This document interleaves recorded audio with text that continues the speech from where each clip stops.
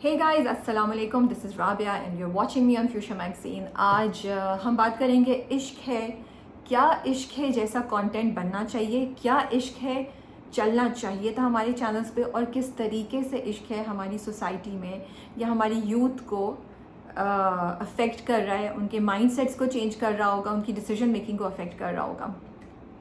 तो जी ये main topic है आज की वीडियो का। मैं इस थॉट से भी गुजरी कि यार मैं अकेले कर मेरे बोलने से क्या हो जाएगा। फिर मैंने सोचा कि नहीं, हमारे यहाँ मसला ही आता है क्योंकि हम सोचते रहते हैं कि मैं एक अकेले इंसान के करने से क्या होगा।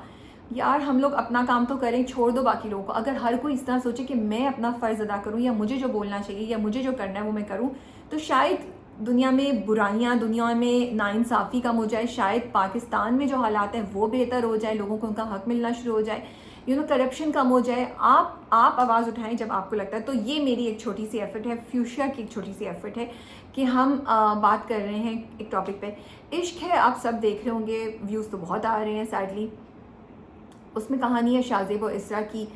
कुछ भी वजूहात की वजह से इसरा और शाहज़ेब की शादी नहीं हो सकती, और शाहज़ेब ये डिसाइड, इसरा एग्री कर लेती है अपने माँ बाप से कि वो शाहज़ेब के साथ शादी नहीं करेगी। जिस बंदे से वो बहुत मोहब्बत करती है, वो अपने माँ बाप की चॉइस से शादी करेगी, अपने भाई की चॉइस से। और वो भी वो इंसान है जो परफेक्ट नहीं है, उसके भी बड़े ईगो इश्यूज़ हैं, और एक्चुअली काफ़ी प्रॉब्लमेटिक इंसान है जो उसके पेरेंट्स की भी चॉइस है, ठीक है। And she is not happy, but वो अपने माँ बाप की इज्जत रखने के लिए एग्री कर लेती है। और शाहज़ेब के भी कुछ मसले मसाइल पहले दिखाएं और उसकी माँ का भी कुछ कैरेक्टर का भी रवैया दिखाया है, तो वहाँ से भी उसको वो कहती है कि रिस्पेक्ट नहीं मिलेगी मुझे तुम्हारी माँ से, ना तुम्हारी माँ मुझे कभी कबूल नहीं करेगी। लेकिन शाहज़ेब साहब को जो है ना, अपनी ईगो और मोहब्बत इतनी वो होती है कि वो इसरा को शादी वाले दिन किडनैप कर लेते हैं और फिर उसको गन पॉइंट पे फोर्स करते हैं कि तुम मुझसे शादी करो वरना मैं अपने आप को मार लूँगा। और इसरा ऑफ कोर्स हाँ बोल देती है और उसकी शादी हो जाती है। उसके बाद जब वो घर वापस जाते हैं, जब बाप, अच्छा अब यहाँ पे पूरी बारात वापस चली जाती है, माँ बाप और भाई तो गुस्से में इधर से उधर, और बाप भी परेशान है। और इस सारी चीज़ों के बाद बाप की डेथ हो जाती है इस सारे प्रेशर की वजह से। अब शाहज़ेब जो है वो इस तरह से बहुत माफ़ी मांग रहे हैं, बहुत माफ़ी मांग रहे हैं, गजरे ला रहे हैं। He loves her so much, keeps telling her कि मुझसे गलती होगी, मुझे माफ़ कर दो, मैं तुमसे बहुत मोहब्बत करता हूँ, मैंने मोहब्बत में किया ये, मैं तुम्हें चाहता हूँ, मैं तुम्हारे बगैर रह ही नहीं सकता था, इसलिए मैंने तुम्हें किडनैप कर लिया। और भाई के पास भी जाता है उसको बताने के लिए कि, लेकिन भाई ऑफ कोर्स नहीं सुनता क्योंकि कहानी आगे चलनी है।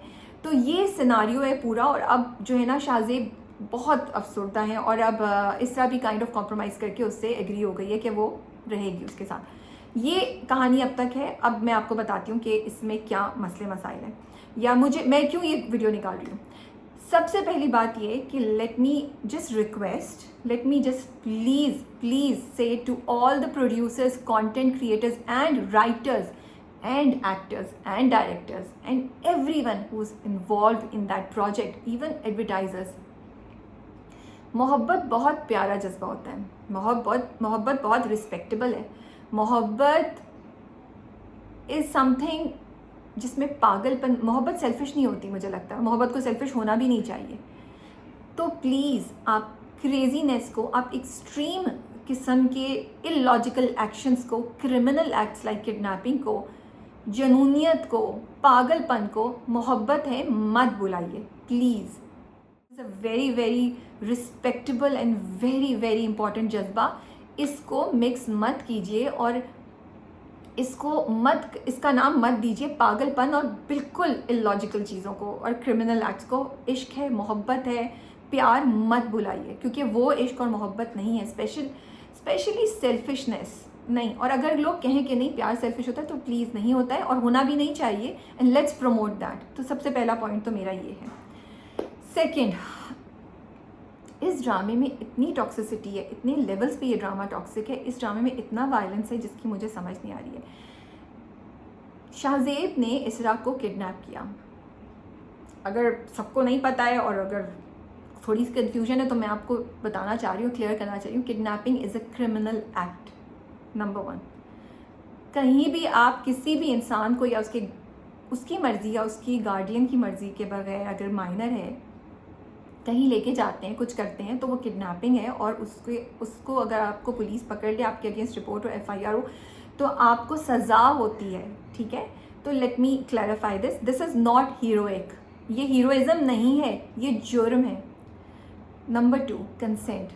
आई थिंक इतनी ज़रूरत है इस बात को समझाने की पाकिस्तान में लोगों को, और कंटेंट क्रिएटर्स को, और प्रोड्यूसर्स को, एक्टर्स को, डायरेक्टर्स को। औरत की रजामंदी is the most important thing. चाहे वो आपसे मोहब्बत और इश्क में मुब्तला है, अगर वो एक दफ़ा किसी भी चीज़ से मना करती है आपको, आप उस पर वो चीज़ फोर्स नहीं कर सकते। आप उसे कन्विंस करने की कोशिश कर सकते हैं, आप उससे बातचीत कर सकते हैं। You can not force her to do that and say मैंने मोहब्बत में किया था। और ये तो सही है, क्योंकि मैं तो आपका लीगल गार्डियन हूँ, मैं आपका बाप हूँ, या मैं आपका शौहर हूँ, या मैं आपसे बहुत मोहब्बत करता था, इसलिए अगर मैंने आपको ज़बरदस्ती ये काम करा दिया है आपकी मर्ज़ी के बगैर, तो इट इज़ ओके। जी नहीं, ऐसा नहीं है। Let me please say it to everybody, to all the females outside and all the men. औरत की मर्ज़ी, और आजकल बात भी यही होती है, consent is the most important. शादी में अगर आप अपने मियाँ को मना कर दें और वो फिज़िकल आपके साथ इंटीमेट हो, it is called rape, it is not. वो आपकी मर्ज़ी के बगैर नहीं आपको छू सकता है। जब इतने इम्पॉर्टेंट रिश्ते में ये बात होती है, क्योंकि औरत की मर्ज़ी है, औरत की consent is the most important, तो हम उससे बाहर निकल के रिश्तों में तो रजामंदी is the most important thing. तो प्लीज़ इन दो बातों को बहुत याद समझिए और ये मत कीजिए, और ये ड्रामा ये दोनों चीज़ें कर रहा है। किडनैपिंग सीन हुआ और जब गन पॉइंट पे शाहजेब ने उसको उठाया, तो आपने क्या क्या किया? इस ड्रामे ने, इस सीन ने क्या क्या किया? इस ड्रामे ने दिखाया कि किडनैपिंग, चले वो मैं बाद में आती हूँ, इस ड्रामे में दिखाया कि उस लड़की की मर्ज़ी की कोई वैल्यू नहीं है। उसको, शाहजेब को अपनी सेल्फिश, अपनी ईगो सेटिस्फाई करने के लिए उसने वो किया जो वो करना चाहता था। बहुत से लोग इस वक्त किसी ना किसी इमोशनल टर्मोइल से गुजर रहे होते हैं। बहुत से लोगों की मेंटल हालत जो है वो सही नहीं होती है। सब कॉन्टिनेंट में और पाकिस्तान में डे टू डे ज़िंदगी गुजारना इज़ वेरी चैलेंजिंग। आपको इतनी फ्रस्ट्रेशंस होती हैं, आपको इतने प्रॉब्लम्स होते हैं। नौजवान तबका जो है उसको तो बहुत ज़्यादा चीज़ें फेस करनी पड़ती हैं। तो जब इस किस्म की मेंटल हालत हो लोगों की, और इस किस्म की सिनारियोज़ हो जो आजकल चल रहे हैं, उस पर जब आप ऐसा सीन दिखाते हैं जो इतना इंटरेस्टिंग है, जो आपको दिखाता है पावर, जो आपको कंट्रोल दिखाता है, तो मुझे लगता है कि कहीं ना कहीं हम लोगों को शायद ये आइडिया दे रहे हों कि यार अगर चीज़ें तुम्हारे मुताबिक नहीं हो रही, अगर किसी ने तुम्हारी ईगो हर्ट किया, किसी ने तुम्हारी इज्जत को हर्ट किया, तो let's do it, let's do something जिससे उनके घर वालों को सबक पहुँचे, उनके उसकी ईगो ख़त्म हो जाए। वो जो पूरा सीन आपको पावर और जो कंट्रोल का नशा दिखाता है ना, वो जो हाई दिखा रहा है, और ये होता है कंट्रोल का नशा होता है, कुछ लोगों के अंदर ये क्रेविंग होती है, तो वो उस सीन ने रीइंफोर्स किया। और अगर कुछ लोग थे जो ऐसा सोच रहे थे वो लेकिन झिझकते थे, उसने शायद ये एज अ वो सीन शायद ऐसे बहुत से लोगों के लिए ट्रिगर हुआ हो। बहुत से लड़के सोच रहे हो कि यार इस लड़की ने मेरे साथ ऐसा किया था, अब मैं इसको लेकर आता हूँ, अब मैं इसको मज़ा सिखाता हूँ, क्योंकि कोई मुझे पूछने वाला नहीं है, और वो लड़की रो धो के मुझे माफ़ कर देगी, क्या फ़र्क पड़ता है, उसके घर वाले भी भूल जाएंगे। तो let's do it because this is very exciting. So एक इस लेवल पे उस सीन ने मुझे लगता है कि एक गलत चीज़ कम्युनिकेट की है। उसके बाद आपने ये दिखा दिया कि शाहजेब जो है वो सॉरी कर रहा है, शाहजेब जो है वो उससे माफ़िया मांग रहा है, शाहजेब कह रहा है मैंने गलती कर दी, मेरे से मुझे माफ़ कर दो। तो आपने एक किडनैपर को, एक सेल्फिश इंसान को, एक क्रिमिनल को हीरो बना दिया है। ड्रामे में म्यूज़िक जो चल रहा है, ड्रामे में जिस किस्म के डायलॉग्स भी हो रहे हैं उस सीन के बाद, वो सारे इस तरफ हैं जैसे शाहजेब मासूम है, जैसे शाहजेब के लिए सिंपैथी होनी चाहिए। या तो आप वो सीन दिखाते उसके बाद ये नहीं करते, लेकिन आपने वो सीन भी दिखाया, उसके बाद आप ये भी चीज़ें सब दिखा रहे हैं। आई फेल्ट कि ओ ये तो बड़ा रोमांटिक सा सीन आ रहा है जो शाहजेब कर रहा है। अरे शाहजेब इतनी उसके पीछे पीछे कर रहा है ना, to stop myself and tell myself Rabia remember, उसने उसको किडनैप किया था, उसने उसकी मर्ज़ी के बगैर उससे ये सब चीज़ कराई है, उसके बाप की डेथ के लिए भी शायद शाहजेब रिस्पॉन्सिबल है। तो I to stop myself and tell myself that. तो फिर जब आपने किडनैपर को हीरो बना दिया है, तो आप ये बोल रहे हैं कि अगर लॉ आपके साथ नहीं है, अगर आपका प्रोजेक्ट हेड आपके साथ नहीं है, अगर ज़िंदगी में आपको जॉब नहीं मिल रही है, किसी भी चीज़ की नाकामी हो रही है, आपका मकसद जायज़ है लेकिन आपको कामयाबी नहीं हो रही है, तो फिर आपने जो करना है कीजिए, चाहे उसके लिए आपको गलत काम भी करना पड़े, बिकॉज आपका मकसद जायज़ है। सो आप लॉ को अपने हाथ में ले लें, आप सिर्फ अपने बारे में सोचिए, किसी और के बारे में मत सोचिए, क्योंकि आपका मकसद जायज़ है, क्योंकि आप सही हैं, आप किसी से बहुत मोहब्बत करते हैं, ये जॉब आप डिज़र्व करते हैं। तो कल तो फिर ये भी दिखा सकते हैं कि वो गन पॉइंट पे बॉस को ले जाता है, उससे साइन कराता है अपनी जॉब के लिए, फिर ये भी चीज़ तो कोई कर सकता है। तो क्या वो सही होगा? क्या वो जस्टिफाइड होगा? अगर कोई इंसान ऐसा करे कल कि जिसको नौकरी चाहिए, किसी का प्रोजेक्ट है, कोई बिज़नेस, ओके चलें, बिज़नेस का किसी ने लाइसेंस लेना, उसको नहीं मिल रहा है, तो फिर वो जाए एक बंदे को किडनैप कर ले और उसको मारे और उसको बोले अब तुम साइन करके करो, तो क्या ये जायज़ हो जाएगा? आप समझ रहे हैं ना, आपको वो नहीं प्रोजेक्ट मिल रहा, आप जॉब नहीं डिजर्व करते। They are 10 other people who are in the same boat with you, उसी इंटरव्यू में आए होंगे, जिनको नई जॉब मिली होगी, किसी सिफारिशी को मिली होगी, तो क्या वो सब लोग भी यही करें? तो सोचो उस बंदे को कितनी बार कितने लोग किडनैप करें। तो हमने ये कम्युनिकेट किया bye turning a kidnapper into a hero कि अगर आपकी चीज़ें आपके साथ नहीं हो रही हैं तो आप कानून को अपने हाथ में ले लीजिए, विच आई थिंक इज़ इससे ज़्यादा गलत चीज़ हम नहीं कर सकते। इससे गलत चीज़ होनी चाहिए। उसके बाद लोग कहते हैं कि नहीं उसको एंड पे जाके सबक मिल जाएगा। अभी तक तो सॉरी उसको सबक नहीं मिल रहा है। एवरीबडी मतलब पूरा ड्रामा शाहजेब के लिए माफ़ी ही मंगवा रहा है इस तरह से, ठीक है। और अगर एंड पे हो भी जाए तो एंड किसने देखा है? एंड तक कौन देखेगा? बहुत से लोग, बहुत से नौजवान माइंड्स इस वक्त इन्फ्लुएंस हो गई हैं ये सब चीज़ें देख के, ठीक है, इस वायलेंस को देख के, इस किस्म के एक्शन को देख के। So no, we can not keep showing things and saying कि नहीं एंड में जस्टिफाई हो जाएगा। अभी तक तो उसको कोई सज़ा नहीं मिल रही है। फिर हम ये दिखा रहे हैं लड़कियों को कि बेटा अगर आपको किसी ने किडनैप कर लिया है, किसी ने आपकी वो किया, तो इट इज़ ओके। आप उसे, जब वो आपसे माफ़ी मांगे, जब वो सॉरी बोले, तो आप उसको माफ़ कर दीजिए और खुशी खुशी उसके साथ रहना शुरू कर दें, क्योंकि वो आपसे प्यार करता है। तो क्या फ़र्क पड़ा कि उसने आपको एक किडनैप कर लिया था? क्या हुआ कि उसने आपकी मर्ज़ी नहीं सोची? क्या हुआ कि उसने एक्सट्रीमली सेल्फिश तरीके से सोचा? इट इज़ ओके, आप उसे माफ़ करें और आप उसके साथ खुश खुश रहें। ये सिखा रहे हैं हम अपनी नई नौजवान नस्ल को, हम इसको प्रोपोगेट कर रहे हैं, हम कह रहे हैं कि ये बिल्कुल सही बात है।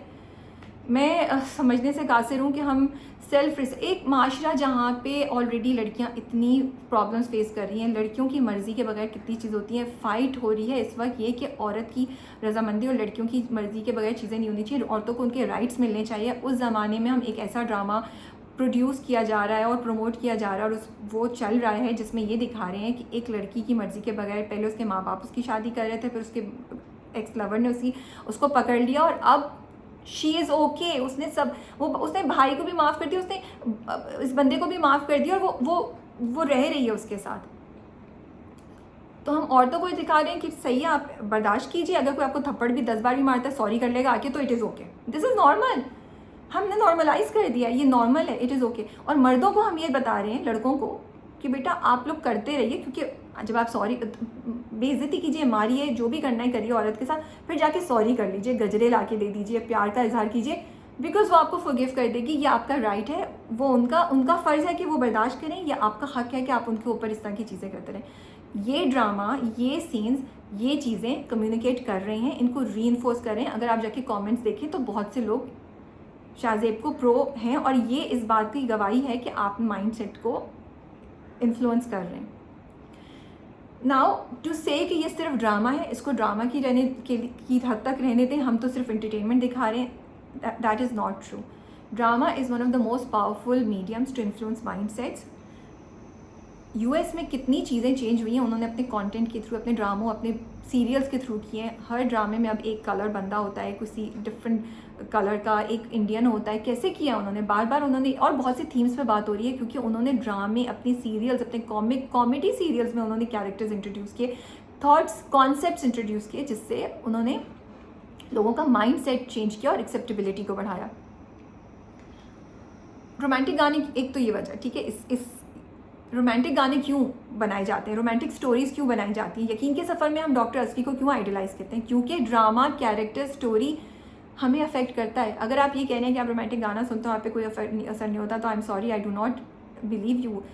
इन्हीं ड्रामों, इन्हीं रोमांटिक सॉन्ग्स ने हमें ड्रीम्स दी, हमारी आंखों में हमें एक शहज़ादे का ख्याल हमारे दिमाग में डाला है, क्योंकि ये हमारा माइंडसेट इन्फ्लुएंस होता है। इसी तरीके से जब हम ड्रामों में जो भी चीज़ दिखा रहे हैं, वो हमारी थॉट के साथ खेल रही है, हमारी थॉट को डायरेक्ट कर रही है, हमारे माइंडसेट को डायरेक्ट कर रही है, हमारी डिसीजन मेकिंग को इम्पैक्ट कर रही है।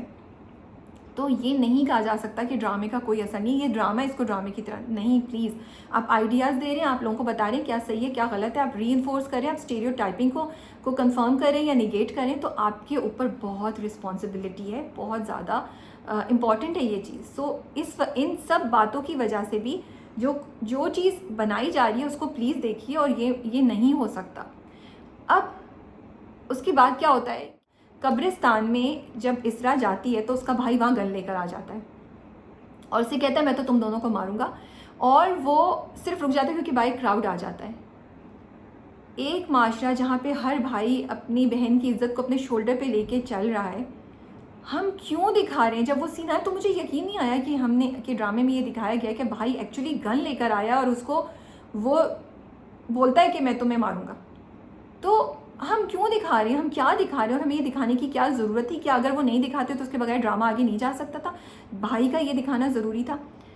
हम क्यों जज्बातियत को रीइंफोर्स कर रहे हैं, क्यों हीरोइज़म डाल रहे हैं उसमें? और दूसरा इशू मुझे ये है कि शाहज़ेब और उसका भाई इसरा का, दोनों नॉर्मल लोग हैं। उनका मैंने कुछ सीन देखे जिसमें वो अपनी बहन के साथ बहुत अच्छे से मजाक कर रहा है, उसको चुपके चुपके खाना ला के दे रहा है। दे आर नॉर्मल पीपल, आम लोग हैं वो। उनके पीछे आपने कोई हिस्ट्री नहीं दिखाई है, उनके पीछे आपने कुछ नहीं बताया कि वो कोई किसी साइकोलॉजिकल इशू के से गुजरे हैं या उनको बचपन में उन्होंने ये सब कुछ देखा या क्या है। जब आप दिखा रहे हैं कि नॉर्मल लोग ये इस चीज़ें कर रहे हैं, ये गलत है, मत दिखाइए please. Do not normalise, do not make it okay for normal people to do such things. इस तरह तो एतबार ही उठ जाएगा हर चीज़ से। अगर हम दिखा भी रहे हैं तो फिर हम दिखाएं कि यार वो बंदे को कोई साइकोलॉजिकल इशू है, एक नॉर्मल इंसान, एक अच्छे घर में पला बड़ा इंसान। ठीक है, कोई घर परफेक्ट नहीं होता, कोई माँ बाप परफेक्ट नहीं होते, लेकिन अगर माँ बाप 80% सही है, 90% तक सही है, तो जो लोग बड़े हो रहे हैं, और किसी के माँ बाप या हम सब नॉर्मल हो गए। मैंने गन नहीं उठाई, मैंने चाकू नहीं उठाया, मेरे भाई ने, मेरे घर में मौजूद मर्दों ने नहीं उठाए या ऐसा कुछ किया। तो हम क्यों दिखा रहे हैं और हम क्यों नॉर्मलाइज करें? करते होंगे, बहुत से लोग करते हैं, लेकिन हमें उससे डिस्करेज करना चाहिए। हम क्यों दिखा रहे हैं ये? उसके बाद जब हम एक चीज़ को बार बार देखते रहते हैं तो वो चीज़ हमारे लिए एक्सेप्टेबल होती है। इतना वायलेंस, इतनी इस तरह की चीज़ों को जब हम दे रहे हैं तो उसकी एक्सेप्टेबिलिटी बढ़ती है, हमें लगता है इट्स ओके। तो कल जब हमारे घरों के आसपास कोई गन उठाएगा, हम बोलेंगे यार इट्स ओके, उसकी बहन ने ऐसा किया था या उसको शॉपकीपर ने धमकी दी थी इसलिए उसने गन उठा ली, तो it is okay. Again we are reinforcing violence, we are reinforcing usages of guns, and we are reinforcing कि आपका मकसद सही है, या आप अगर जज्बाती होकर थोड़ा सा कुछ गलत काम कर लें, इंपल्सिव डिसीजन ले लें, तो इट इज़ ओके, क्योंकि आपसे गलती होगी, आप बाद में माफ़ी मांग लीजिएगा, या आपका कॉज सही था। ऐसा नहीं हो सकता। बहुत से लोगों को मैंने कमेंट पढ़ा कि उन्होंने कहा कि वो इम्पल्स में उसने डिसीजन ले लिया, अब वो माफ़ी मांग रहा है, तो इट्स ओके। उसने इम्पल्स में जाके उसको सिर्फ ये नहीं बोल दिया था कि तुम बदतमीज़ हो, या उससे ग्लास नहीं गिर गया था, या उसने एक छोटा सा कुछ जुमला नहीं बोल दिया था। उसने किसी लड़की को, और वो आई एम सॉरी इम्पल्सिव नहीं था, उसने प्लानिंग की हुई थी, तो वो उसने एक क्रिमिनल एक्ट किया है। तो ये दिखाना बहुत ज़रूरी है कि जब आप इम्पल्सिवली भी किसी को हर्ट कर दें या क्रिमिनल एक्ट कर दें तो उसकी भी सज़ा मिलेगी, दुनिया में भी और अल्लाह की तरफ से भी। इस वक्त तो शाहज़ेब के साथ ऐसा कुछ भी नहीं हो रहा है। तो ये दिखाना, it is not right to show. And so मैं कंटेंट क्रिएटर्स और प्रोड्यूसर्स को ये बताना चाह रही हूँ इतनी लंबी सारी बातों से, कि आप लोग जो कह रहे हैं ना कि फ़र्क नहीं पड़ा, तो आप देखिए आपने लोगों की माइंडसेट के साथ खेला है और लोगों को इस डायरेक्शन में ये थॉट दी है। This is how you have given that thought कि नहीं, क्योंकि वो तो सही था, उसकी शादी जिस बंदे से होने वाली थी वो तो बहुत ख़राब था। तो इट इज़ ओके अगर शाहज़ेब ने ये किया, इट इज़ ओके अगर उसके भाई ने गन निकाली, क्योंकि वो तो जज्बाती भाई है ना, वो तो इमोशनल भाई है, वो तो ऐसे ही करता है। No, all of this is not right. A wrong act, an illegal act cannot justify the right cause. ये पीरियड, इसके आगे नहीं बात हो सकती। आप कानून को अपने हाथ में मत लीजिए, और प्लीज़ नॉर्मलाइज मत करें कि नॉर्मल लोग जो हैं वो किसी भी किस्म का उसके पीछे कोई जस्टिफिकेशन दें यार, please. I feel we are that intelligent, the content creators are that intelligent that they can do it. अब क्या वायलेंस नहीं दिखाना चाहिए? बिल्कुल भी। अच्छा, इससे पहले मैं एक बात करूँ, एक और सीन है जिसमें इसरा जो है खुदकुशी का सोचती है, और फिर वो नाई छुरी उठाती है, और वो जो जिस तरीके से वो सीन किया ना, वो छुरी की जो चमक है वो आपको एक इंटाइज करती है, एक अजीब सी आपको फीलिंग देती है। मैं अपने आप को नॉर्मल इंसान कंसिडर करती हूँ, मुझे सुसाइडल थॉट्स नहीं हैं और या कुछ नहीं है, but even I got attracted to that scene. तो अब आप सोचिए कि उस वक्त वो लड़कियाँ या वो लोग जो सोच रहे हैं कि यार मैं कुछ करूँ, उनको ये सीन अट्रैक्ट किया होगा। This is how mind works, कि अच्छा एक चीज़ होती है जो आपको अट्रैक्ट करती है। मैं शायद सही तरह एक्सप्लेन नहीं कर पा रही, वो चमक, वो जिस तरीके से इस तरह के वो एक्सप्रेशन और वो नाइफ उठाई, उसने लोगों को किया होगा कि मुझे एक स्टेप, उस स्टेप की तरफ शायद पुश किया हो कि मुझे ये करना चाहिए। और हमें क्या ज़रूरत है? क्या वो सिर्फ माइंड से नहीं सोच सकती थी? हमें इसको सेंसेशनल सुसाइड को सेंसेशनल करने की क्या ज़रूरत है? So please think about your responsibility, think about what you are doing. इतना वायलेंस हमें ज़रूरत नहीं है दिखाने की। अब क्या हमें वायलेंस नहीं दिखाना चाहिए? नहीं दिखाइए। अगर दो ग्रोह आपस में लड़े, एक पुलिस वाला कुछ लड़ा, एक गार्ड है जिसके पास गन नहीं होगी तो मैं कहूँगी ये गार्ड किस किस्म का है। तो एक जस्टिफिकेशन भी तो हो ना, और वो माशरे को एक अच्छी कंस्ट्रक्टिव चीज़ में दिखाए ना। दो, अगर ये स्टोरी है दो माफिया के दरमियान तो फिर भी शायद मैं उसको एक्सेप्ट कर लूँ। अगर स्टोरी है पुलिस वर्सेस बैड की तो फिर भी मैं एक्सेप्ट कर लूँ। ये तो में सिर्फ ये चीज़ टॉक्सिक नहीं है। उसकी शाहज़ेब की माँ जिस किस्म की लैंग्वेज यूज़ करती है वो इतनी ख़राब लैंग्वेज है, बद किरदार, बेहुदा, गंद। क्या कर रहे हैं हम, क्या बोल रहे हैं? मतलब कंटेंट क्रिएटर्स कीप सेइंग ये दुनिया, ये सोसाइटी में होता है, दिस इज़, ये अक्कासी कर रहा है, this is a reflection of this, of the people around us. Okay, आपकी बात मैं कहती हूँ मे बी हो रहा हो, बट आप कह रहे हैं कि क्या हर घर में इस किस्म की गलत लैंग्वेज यूज़ होती है? क्योंकि हर दूसरे ड्रामे में इस तरह की लैंग्वेज भी यूज़ हो रही है, इसमें तो कुछ ज़्यादा यूज़ हो रही है। मैं तो ऐसी लैंग्वेज नहीं यूज़ करती हूँ। मेरे घर में, मेरे आसपास भी, मैंने अपने ऑफिस में किसी को ऐसी लैंग्वेज यूज़ करते नहीं देखा। मेरी दोस्तों ने ऐसी लैंग्वेज यूज़ नहीं की है। तो हम जैसे लोग भी तो एग्जिस्ट करते हैं ना। 30% 40% आप उनके लिए कंटेंट क्रिएट कर लीजिए। आप उनके लिए, अगर हम माइनॉरिटी में भी हैं, why do we have to represent the bad things in the society? हम क्यों इतनी ख़राब लैंग्वेज यूज़ करके सेंसेशनलाइज कर रहे हैं उसको, क्यों? फिर वो जो नेगेटिव कैरेक्टर है, वो जो लड़की है जो शाहज़ेब के साथ बहुत मोहब्बत में मुब्तला है, वो इतनी साइको है, उसको इतना नेगेटिव दिखाया कि मुझे समझ ही नहीं आती उसकी ज़रूरत क्या है। मतलब हम ये कह रहे हैं हमारे ड्रामे एंड इट्स नॉट जस्ट इश्क है, दूसरे ड्रामे भी, कि पाकिस्तान में हर वो लड़की जिसको मोहब्बत नहीं मिलती, जिसको वो शख्स नहीं मिलता जिससे वो शादी करना चाहती है, अपनाना चाहती है, तो वो पागल ही होती है, या वो पागल हो जाती है, वो साइको हो जाती है, वो एक्सट्रीम एक्शंस करना शुरू जाती है। क्या हम ये कह रहे हैं ऐसा नहीं होता है? दुख में होते हैं, आपको अफसोस होता है, आपको जलन होती है, लेकिन आपको ये नहीं होता, आप साइको नहीं बन जाते। हर सिचुएशन में नहीं होता, शायद कुछ चीज़ों में होता भी हो। तो प्लीज़ ये मत दिखाइए। मतलब उसको इतना साइको दिखाया कि शाहज़ेब जैसा बंदा, जिसको मुझे लगता है कि पुलिस को पकड़ के जेल में डालना चाहिए, मैं तो कहती हूँ उसकी भी इस कैरेक्टर से शादी नहीं होनी चाहिए। तो please change the way characters are being developed. I trust our content creators, our writers have enough talent to do better than what we are doing right now. अच्छा, फिर इसरा की माँ जो होती है वो उसको कॉल करती है और वो बोलती है कि तुम तलाक मत लो, तुम तलाक का धब्बा अपने ऊपर क्यों लगा रही हो? तुम यहाँ आ भी जाओगी तो तुम्हारा भाई बहुत जज्बाती है, वो हमेशा तुम पे शक करेगा, वो तुम्हें जीने नहीं देगा आराम से, तो तुम ये मत करो। तो इसरा जो है वो खुद भी, उनको दिल में आ रहा था, बट वो क्योंकि शाहज़ेब के इतने रोमांटिक एक्शंस हो रहे थे ना, तो वो भूल गई कि उनको, थोड़ा सा वो भूल रही थी कि उनको किडनैप किया था उसने। तो वो माँ की बात सुन के कहती है कि ठीक है, मैं नहीं डाइवोर्स लूँगी। मतलब एक तो सबसे पहले please content creators and writers, stop using तलाक एज अ दाग। तलाक इज़ अ लाइफ इवेंट। तलाक किसी भी लड़की के ऊपर दाग नहीं है। मुझे समझ ही नहीं आ रही मैं किस तरीके से ये बात बोलूँ, और मैं बोलूँ कि content creators, writers, directors, actors, please don't say this जुमला। एक्टर्स आप लोग भी मत बोलिए ये जुमला, तलाक दाग नहीं है, अनलेस कि टॉपिक ही ड्रामे का ये है कि तलाक दाग है, उस टॉपिक पर ये तो एक डिफरेंट किस्म का टॉपिक है ना। ये तो बहुत से ड्रामे होते हैं जिनका उनसे ताल्लुक नहीं होता, फिर भी वहाँ पे एक साइड पे ये थीम चल रही होती है डाइवोर्स की, उस पर लड़की को बोला जाता है कि तलाक एक दाग है। Please do not use this word, ठीक है। सेकेंड, माँ आप ये दिखा रहे हैं कि माँ इसरा को ये बोल रही है कि बेटा मैं तुम्हारे लिए फ़ाइट नहीं करूँगी तुम्हारे भाई से, मैं उसकी माँ हूँ, मैं उसके सर पे, अपने सर पे कसम रखवा के उसको ये बोल सकती हूँ कि वो गन यूज़ नहीं करे, कि या वो कुछ नहीं करे, कि अपने आप को हर्ट ना करे, लेकिन मैं अपने सर पे हाथ रख के तुम्हारे लिए फ़ाइट नहीं कर सकती। मैं तुम्हें पैसे दे के किसी अच्छी जगह कुछ और नहीं करा सकती, मैं तुम्हें और एजुकेशन में हेल्प नहीं कर सकती, जॉब नहीं करा सकती कि तुम अपने पाँव पे खड़े हो जाओ अगर भाई के साथ नहीं, मैं तुम्हारे भाई से लड़के तुम्हें वापस घर में लाके तुम्हें डिफेंड नहीं कर सकती। I will not do all of that. मैं तुम्हें ये बोल रही हूँ कि तुम तलाक मत लो और तुम जाओ और तुम उस इंसान के साथ रहो जिसकी नज़र में तुम्हारी कोई रिस्पेक्ट नहीं थी जब उसने तुम्हें अगवा किया, जिसकी नज़र में तुम्हारे माँ बाप की इज्जत की कोई रिस्पेक्ट नहीं थी, जिसके लिए सिर्फ उस वक्त अपनी ईगो और अपनी डिज़ायर इम्पॉर्टेंट थी।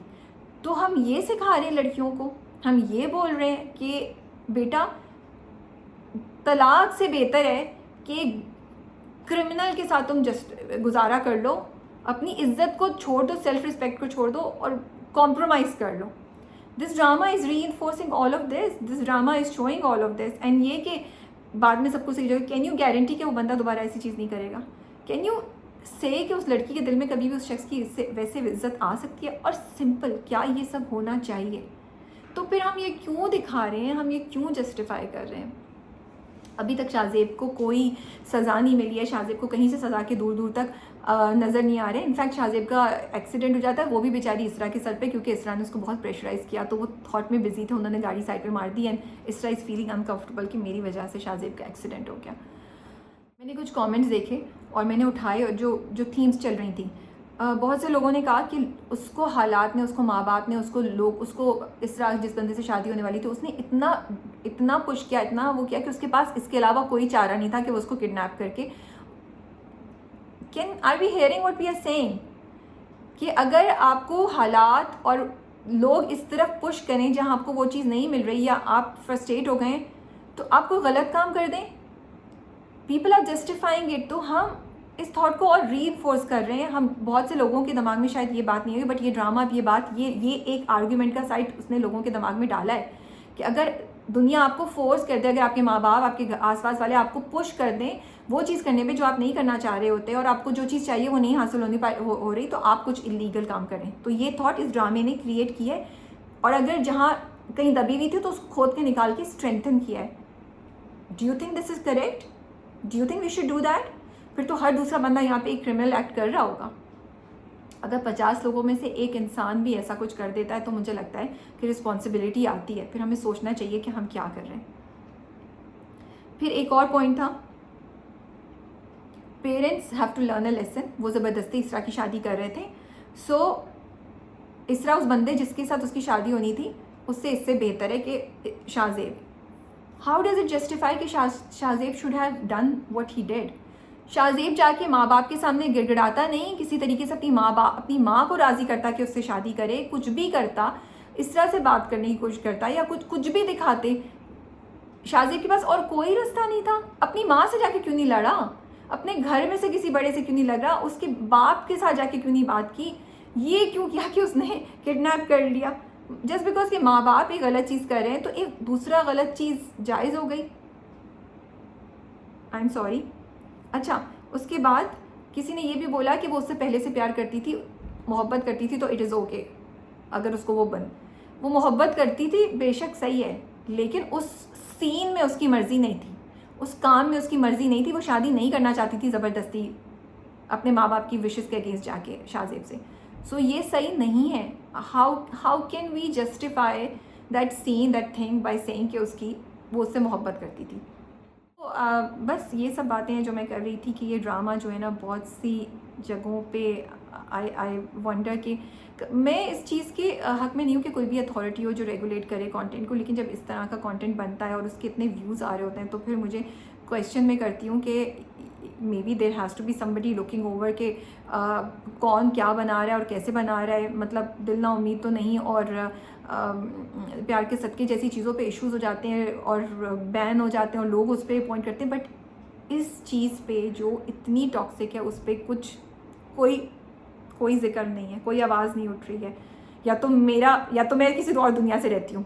आप लोग कमेंट्स में बताइए। शायद फिर आई गेस मैं शायद नहीं सही सोचती ना, मैं किसी और दुनिया से यहाँ पे आई हूँ। मेरी थॉट शायद गलत है कि लड़कियों की इज्जत होनी चाहिए, लड़कियों की रिस्पेक्ट होनी चाहिए, लड़कियों को कॉम्प्रोमाइज़ नहीं करना चाहिए, मर्दों को अपने घर में जितनी भी औरतें हैं उनकी रिस्पेक्ट करनी चाहिए, वायलेंस नहीं दिखाना चाहिए, अगर आप कुछ कैरेक्टर दिखा रहे हैं उसको जस्टिफाई करना चाहिए। ये सारी बातें गलत है, क्योंकि ये ड्रामा हर एक चीज़ को निगेट करके बिल्कुल ही गलत डायरेक्शन में जाके गलत चीज़ों को, गलत वैल्यूज़ को स्ट्रेंथन कर रहा है, गलत थॉट प्रोसेस।